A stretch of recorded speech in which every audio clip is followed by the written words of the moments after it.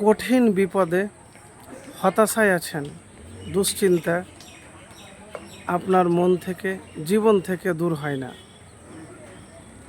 অলৌকিক সাহায্য আসবে, আপনার কোনো আশায় অপূর্ণ থাকবে না। তো প্রিয় ভাই, আমি এমন একটি দোয়ার কথা বলবো, যে দোয়া নবীজি সাল্লাল্লাহু আলাইহি সাল্লাম একজন আনসারী সাহাবীকে শিখিয়ে দিয়েছিলেন। তো প্রিয় ভাই, এই দোয়াটি স্ক্রিনে দেওয়া রইবে। তো হাদিসটি প্রথমে আপনাদেরকে বলি। জীবনে যখন আপনি হতাশায় আছেন, চিন্তা আপনার ছাড়ছে না, তখন একটি কাজ করবেন। কি জিনিস জানেন? আল্লাহর শুকরিয়া আদায় করবেন, আলহামদুলিল্লাহ বেশি বেশি করে পাঠ করবেন।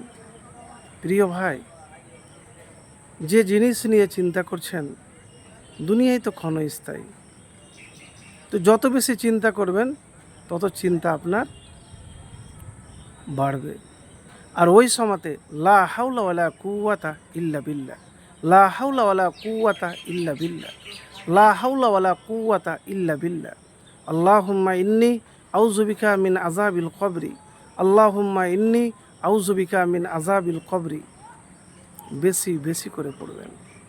তো প্রিয় ভাই, আমি যেভাবে বললাম, যা হয়েছে, যা ক্ষতি হয়েছে, যে টেনশনে আছেন, কি করবেন?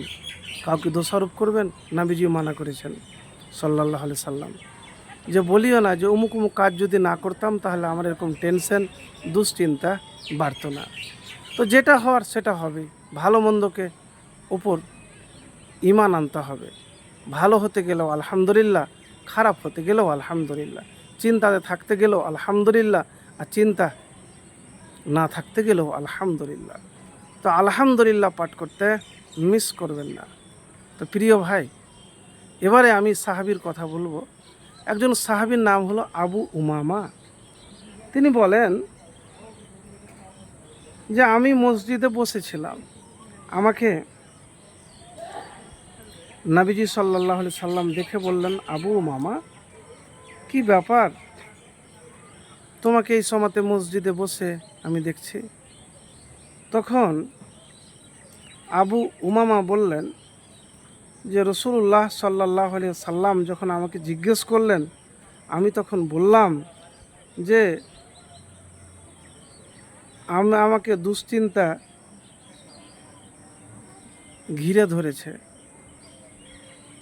দুশ্চিন্তা আমাকে ঘিরে ধরেছে এবং আমাকে ঋণের মধ্যে আমি পড়ে রয়েছি। আবু উমামা এই কথা বললেন, তখন নবীজি সাল্লাল্লাহু আলাইহি সাল্লাম বললেন যে হে আবু উমামা, সকাল সন্ধ্যায় এই দোয়াটি পড়বে, আল্লাহুম্মা ইন্নী আউযু বিকা মিনাল হাম্মি ওয়াল হাযানি ওয়া আউযু বিকা মিনাল আজজি ওয়াল কাসালি ওয়া আউযু বিকা মিনাল বুখলি ওয়াল জুবনি ওয়া আউযু বিকা মিন জালাইদ দাইনি ওয়া গালাবাতির রিজাল।